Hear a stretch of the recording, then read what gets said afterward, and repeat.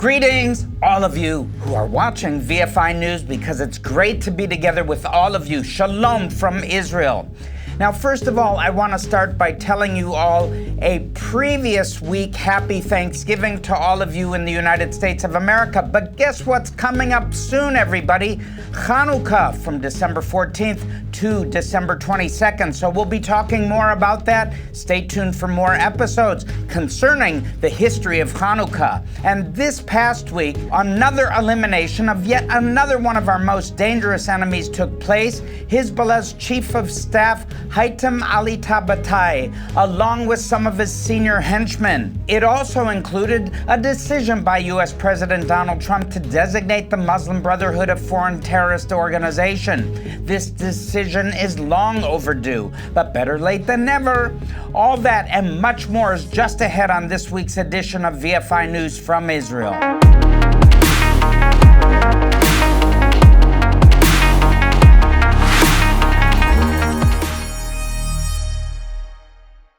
Before we get into the big stories this week, I want to give you a brief overview of the situation in the Gaza Strip. Now, there have been numerous violations of the ceasefire agreement by Hamas over the last couple weeks, and in the last couple of days, the IDF decided they needed to push back hard. Now, although none of the Hamas gunmen who attempted to cross the yellow line into IDF-controlled areas or fire on IDF troops survived the encounters, the IDF leadership, supported by the political echelon, ordered airstrikes on Hamas targets throughout the Strip, resulting in the elimination of at least 5 Hamas leaders.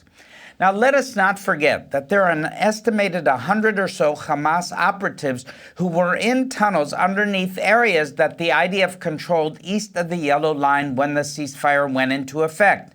Negotiations meant to find a solution to this issue have gone absolutely nowhere, as Hamas has rejected proposals by the Americans that they would be allowed to have safe passage back to Hamas lines if they gave up their weapons, and Israel has given these terrorists a take it or leave it offer to surrender or else.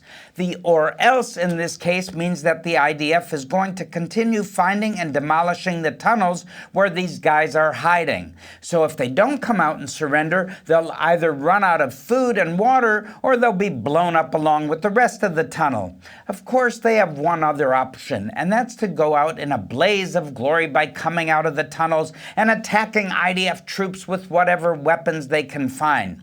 Some have reportedly taken this last option in the past week, and so far there have been no IDF casualties from any of these encounters. Yes, strange encounters they are.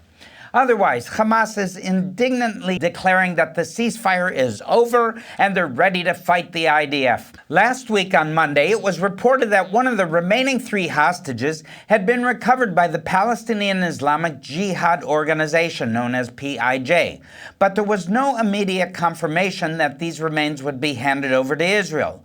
Hamas has obviously been dragging this out so they could regroup, rehabilitate themselves, and get ready to confront the parts of Phase 2 that they never wanted to agree to in the first place. At the top of that list is the part where Hamas is supposed to disarm and turn over administration of the Strip to an international force of observers and technocrats. They really don't want to do that, and almost immediately after the ceasefire went into effect, one of the first things they did was go around rounding up and executing anyone who could potentially be part of that technocratic administration. Now they're saying that they never agreed to disarm, and they're also attempting to do an end around by trying to get the Palestinian Authority to agree to say that the Hamas weapons belong to them. But in any case, the part of Phase 2, which is really kind of up in the air right now, is the international force which is meant to go into Gaza, disarm Hamas, whether they want to be disarmed or not, and set up a new civilian administration there.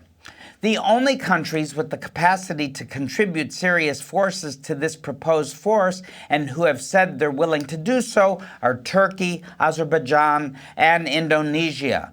Turkey is not a good option from Israel's point of view because the regime of President Recep Erdogan is an ideological ally of Hamas, and they are as likely to help Hamas as to confront them. Israel also doesn't like the possibility of having Turkish troops on its southern flank, even as we are, for all practical purposes, already in a kind of standoff with them in Syria. Turkish forces are consolidating their positions in northern Syria, while the IDF remains deployed in a buffer zone in the south. In between is a fairly thin strip of territory loosely controlled by the regime of Abu Muhammad al-Jolani. It's a very, very fragile situation in many ways, and having Turkish troops in Gaza would upset the balance, the pH that is, in a way that Israel could find very dangerous. That leaves troops from Indonesia and Azerbaijan as option for this international stabilization force, since Egypt, Jordan, Saudi Arabia, and the UAE have all said they won't participate because they don't want their troops to get into any fights with Hamas. That would cause the regimes in these countries all kinds of domestic hassles they can't afford to have. So what happens next in Gaza is anyone's guess, but I think it's safe to say that we should not be too optimistic that Phase 2 will start in the immediate time frame, although I've heard that the United States is talking about building a military base in the northern Gaza Strip and elsewhere. Now, on the northern border, there is a bit more clarity on what is likely to happen. I'm speaking about near Lebanon. It was about a year ago this month that Israel and Hezbollah agreed to a ceasefire that was based on the assumption that UN Security Council Resolution 1701, which ended the Second Lebanon War in 2006, would finally be implemented. This included a clause that Hezbollah would be disarmed and become just another Lebanese political party. However, it has become apparent in recent months that Hezbollah never had any real intention of disarming and has, on the contrary, moved aggressively to smuggle large stocks of rockets, drones, and other weapons into Lebanon to try and get ready for another round of fighting. Don't these guys ever give up? I ask you, what kind of stupidity is this? Well, anyways, Iran's Islamic Revolutionary Guard Corps has been active in this arena, smuggling weapons and ammunition as well as money, narcotics, and other contraband into Lebanon, despite enormous problems they're having at home. I'll talk about that more later in this report. But first, I want to tell you about what Israel has been doing to push back against the IRGC and Hezbollah. To start with, the IDF has been hitting Hezbollah operatives, rocket launchers, ammunition storage facilities, and other targets with airstrikes on an almost daily basis for most of the past 3 months. That's what we've seen reported in the media, and I'd be very surprised if there was not all kinds of clandestine activity going on all over the place that wasn't being reported in the media. I'm sure of that. Signals were also sent to the internationally recognized government of Lebanon that they needed to get serious about following through on their tough talk about disarming Hezbollah. That's not going to happen. And the United States and France also tried to push them to do this. But the tragic and undeniable fact of the matter is that the Lebanese National Army doesn't have the capacity to seriously confront Hezbollah, even if the government has the political will to do so. It has come out in recent weeks that the only thing the Lebanese National Army has been doing in this regards is moving into the area south of the Litani River to dispose of unexploded ordnance from the last war and demolish a few Hezbollah fighting positions and just in general look busy. This isn't completely useless, but it's far from being sufficient. Therefore, the IDF has continued to keep a close eye on events in Lebanon, and this past Sunday, an Israeli airstrike using precision weapons was executed against an apartment in the Shiite-dominated Dakheh neighborhood of South Lebanon. A few hours after the strike, the IDF announced that it had been successful in assassinating Hezbollah Chief of Staff Haytham Ali Tabatabai, and Hezbollah confirmed this in their own announcement a short time later. The IDF immediately increased its alert level on the northern border, including residents of Kiryat Shmona who decided to leave town. Israel also reinforced its air defense systems against the possibility that Hezbollah would launch rocket attacks in retaliation for losing these senior people. At the funeral for Tabatabai, Hezbollah Executive Council head Sheikh Ali Damush declared that the Zionists should be worried because they've committed a grave crime against the resistance and against Lebanon. Well, friends, this probably won't surprise you, but I'm a Zionist, and this kind of hypocritical rhetoric doesn't actually worry me very much. I'm a biblical Zionist at that, and I'm sure Hezbollah doesn't want another round of fighting with the IDF right now.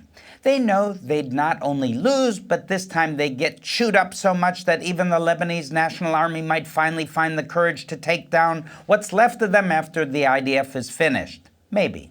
However, I've also been around long enough to know that sometimes, especially in the Middle East, things happen even when no one wants them to happen, and I take the threat of renewed rocket attacks and terrorism on Israeli communities very seriously. I'm sober about it, and so should all of us. That's why here at Vision for Israel, we're continuing and will continue to place bomb safety shelters in communities all over Israel, and if you need them in your country, let me know. Maybe we can export a few. We're also responding to the need for first responder teams, including medics, firefighters, and even the police, to be well equipped. So please watch this short video about how you can support these vitally important efforts.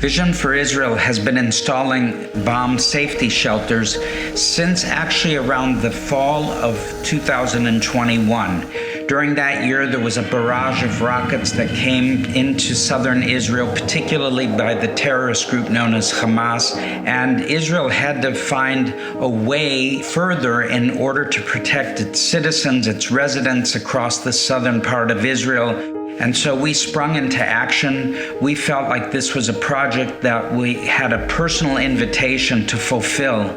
And it's important because when these projectiles, these missiles, these rockets, whatever that is that's thrown at Israel by its enemies, there is not only the potential for somebody being killed instantly, but also there's tremendous collateral damage and people that get wounded even from shrapnel. And so if you place a safety shelter at a bus stop, or in front of a high school or community center or a kindergarten or any kind of facility that's publicly accessible, the people can run into these shelters. The children can run and find safety in them and be protected from a rocket that lands and shrapnel is scattered, which could be mortally wounding people. So it gives not only a physical protection of security, but also an emotional sense of security that you know having a shelter that you can run to in the street, outside of a store, somewhere publicly accessible, not just in someone's home, but out in the open, gives a sense of security. And I always believe that it's important for us to refer to Scripture. And Psalm 91, the whole chapter talks about God providing us a shelter. And we have seen amazing deliverances from enemy rockets as a result. And now we've installed over 400 shelters across the southern and northern borders of Israel. And they weigh 30,000 kilos each, or that's 30 tons. and it's a lot of weight and rebar and concrete that's been specially mixed, and also with a special metal ramp that allows physically impaired people to be able to come up in a walker or a wheelchair on a moment's notice. In many of these areas, residents don't have any longer than between 5 seconds to maximum 45 seconds to get into a shelter to be protected. Welcome back, friends. Now we're going to move on to some other big stories making headlines in Israel this week. A moment ago, I mentioned Syria's interim president, Abu Muhammad al-Jolani. His name I get to pronounce a lot. He visited the White House earlier this month and was told that he was effectively on probation. Well, my mom used to be a probation officer. Well, the Trump administration is willing to loosen some of the sanctions on Syria to give its economy some oxygen. But they are expected to ease up on minorities, not make trouble with Israel, and crush Iran's ongoing efforts to smuggle weapons and ammunition to Hezbollah in Lebanon. He also expressed a desire for IDF troops to leave the buffer zone south of Damascus, and presumably he'd also like to retake full control of Mount Hermon and eventually the entire Golan Heights. Good luck, buddy. I don't expect that to happen anytime soon, and if that's his price for a formal security arrangement with Israel, I would imagine that in Jerusalem, they think they can do just fine with the de facto informal arrangement we already have. The VFI news team will be keeping close eyes on this situation, and we will update you as needed. In the meantime, another Middle East leader was also at the White House this past week, and that is, of course, was Saudi Crown Prince Mohammed bin Salman. During his visit, the cloud over U.S.-Saudi relations caused by the murder of journalist Jamal Khashoggi in Istanbul in 2018 was nowhere to be seen. The Biden administration and even some prominent Republican lawmakers blamed bin Salman personally for that incident and gave him the cold shoulder for years. But during his visit to the White House last Tuesday, it was all smiles, red carpets, and friendship as President Trump and bin Salman signed a stack of agreements that add up to a commitment by Riyadh to invest around $1 trillion. Wow, in the U.S. economy. That includes big-ticket items like the purchase of dozens of F-35 aircraft, hundreds of M1 tanks, civilian nuclear power plants, artificial intelligence infrastructure, etc. It also includes Saudi commitments to finance infrastructure upgrades and repairs all over the United States, as well as the purchase of upgrades to military equipment that Saudi Arabia has bought from the United States in the past. All of this means literally tens of thousands of jobs will be created or maintained in the United States, and that's just the beginning. The example that the Saudi Crown Prince has set by making such a huge bet on the United States will almost certainly be followed by others. It's also notable that this follows President Trump's highly successful tour of Asian countries this month, in which he secured several very good deals which will bring great benefits to the United States economy. Israel will also benefit from many of these deals and in all kinds of indirect ways, and that's also to be good. Now, on the other hand, there was a lot of commentary about how Saudi Arabia getting the F-35 could be dangerous for Israel's qualitative military edge and so forth. I, for several reasons, think this is much ado about nothing. Saudi Arabia already has dozens of sophisticated American and European-built military aircraft, as do Egypt, Jordan, the United Arab Emirates, and Turkey. Now, some of these aircraft are versions that are more advanced than what Israel has, and they're certainly greater in number. These countries also have all cutting-edge helicopters, tanks, radar and air defense systems, infantry, fighting vehicles, etc. Israel still, though, maintains an advantage because of our superior technological base, the training of our soldiers, which is far better than anything that goes on anywhere else in the region, etc. Now, having cutting-edge weapons and equipment is great, but many other things go into making your military effective or not. And if you don't believe me, just ask the Russians and Ukrainians. The point is that Saudi Arabia's purchase of the F-35 is not a catastrophe in any case. It will be several more years before the first F-35s arrive in Saudi Arabia, and a lot can happen, for better or for worse, between now and then. Meanwhile, Israel has already accumulated a tremendous amount of experience using the F-35 in actual combat, maintaining this aircraft, upgrading it, using our own technology, which the Saudis won't have, and so forth. Now we've got a lot more to go through in this report, so let's move on. The next big story this week is about the strain the last 2 years of war and economic hardship have had on Israel. A poll published this past week by the Israel Democracy Institute think tank shows that, among other things, about 1 in 4 Israelis are considering the idea of moving to another country. Really? That's sad. This includes both Arab and Jewish Israelis, mostly secular, and mostly high-income earners. Those who were polled acknowledge that mass emigration, that's leaving, could be dangerous for the country. And they also acknowledge that those who would remain here would suffer a big hit to their quality of life, even if the security situation didn't significantly deteriorate. Nonetheless, they're thinking about moving out due to a variety of issues, mostly centered around the quality of life they think they can have here. This included the cost of living, security, the availability of public services, and political concerns, as well as what many described as the lack of a good future for my children. I'm going to switch to commentary mode for a moment and address some of the issues raised by this poll. First of all, talk is cheap. Every 4 years, there is a presidential election in the United States, and millions of people say that if their preferred candidate loses, they're going to leave the country. A very tiny number of people actually follow through on this stated intention.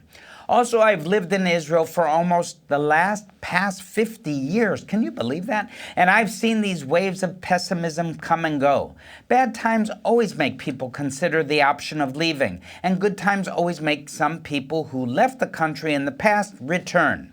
For that matter, even in what passes for, quote, normal times, unquote, around here, a fair number of people leave the country every year, and a fair number who had been living abroad for whatever reason return. And also a fair number of Jewish people make Aliyah every year, and don't forget, we have babies being born, as my producer knows.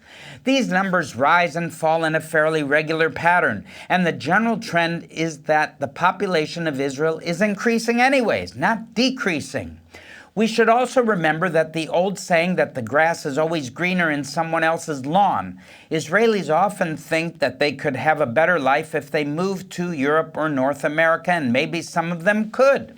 But in general, most Israelis also don't realize how good they have it here, even with all the wars and terrorism and the troubled economy and all the rest. I know this will be difficult for many to believe, and not only Israelis, but there are compensations in other areas that make up for all the downsides of living here. Now, let's talk about the green grass on the other side, because my lawn at home needs to be greener. Okay, well, with all that having been said, it is difficult to live in Israel for many reasons, and the cost of living is very high on that list. Ordinary day-to-day things like groceries, school supplies for children, and everything in between are far more expensive here than they should be. And I was in the store the other day and saw a can of tea that had a 99-cent price tag painted on it, presumably for customers in the United States. But the little paper price tag on top of the can said it cost 15 shekels, which is about $4.50. I'm not making this up, guys. It's just one example of the inflated cost of so many things that Israeli consumers have to pay. And that's why here at Vision for Israel, we're doing everything we can to help Israeli families pay for these kinds of things, provide them with basic needs, and if possible, give them a little bit more dignity as well. So please watch this short video about how you and I can be part of this effort to bless Israel.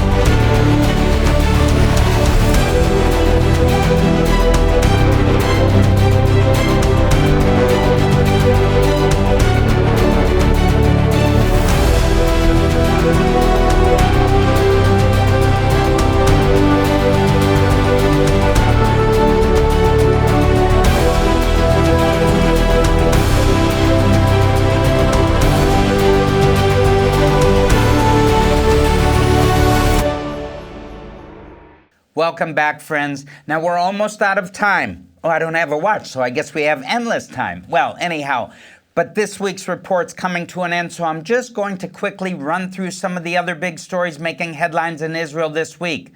To start with, intelligence reports indicate that Iran is rapidly rebuilding its arsenal of ballistic missiles and other long-range weapons in an attempt to get ready for another round of conflict with Israel. It is incredible that they would do this given some of the challenges they're facing, starting with a severe drought, which has left many of their reservoirs, which supply major Iranian cities, at less than 10% of their capacity. It did rain recently in several Iranian provinces this month, leading to floods that did millions of dollars worth of damage, but didn't do much to fill up these reservoirs. Evacuations of some neighborhoods in the capital city of Tehran have already begun, and a few other large cities have begun to ration water as well as electricity.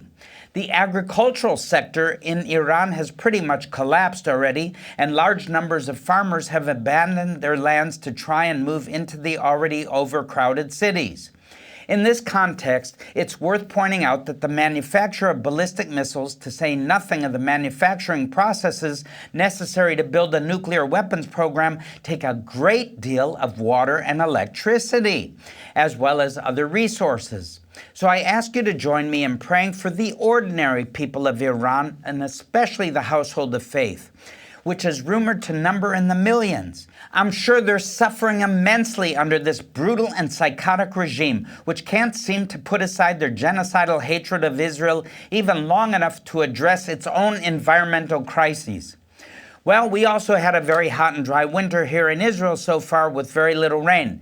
But we have desalination plants which make these periodic dry spells manageable. Besides that, we had a huge deluge storm hit all over Israel this past week. Now, the Israeli government isn't perfect, but at least providing for the needs of the citizens of this country is on their to-do list and our to-do list at Vision for Israel. And that's not true in many other countries, very much so, including Iran. Now we're out of time, but I want to continue with the tradition of ending these reports with some good news. Bravo! And this week it comes to us from the White House. President Donald J. Trump announced this week that he intends to designate the Muslim Brotherhood as a foreign terrorist organization. This follows a similar move by Texas Governor Greg Abbott. The Brotherhood's main franchise in the United States, CAIR, which doesn't give a care about the United States or Israel or the Muslims in America, CAIR, issued a predictable statement saying, "This is an example of Islamophobia," which has never made any sense to me since Egypt, Jordan, Saudi Arabia, the United Arab Emirates, and Bahrain have all outlawed the Muslim Brotherhood, and no one accuses them of being Islamophobic.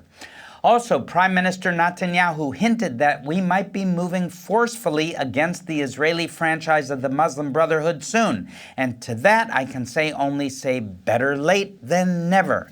It should have been done a long time ago. So on that note, I'm Barry Segal, and this has been another episode of VFI News. Spread it all over the globe from Israel. God bless you and shalom.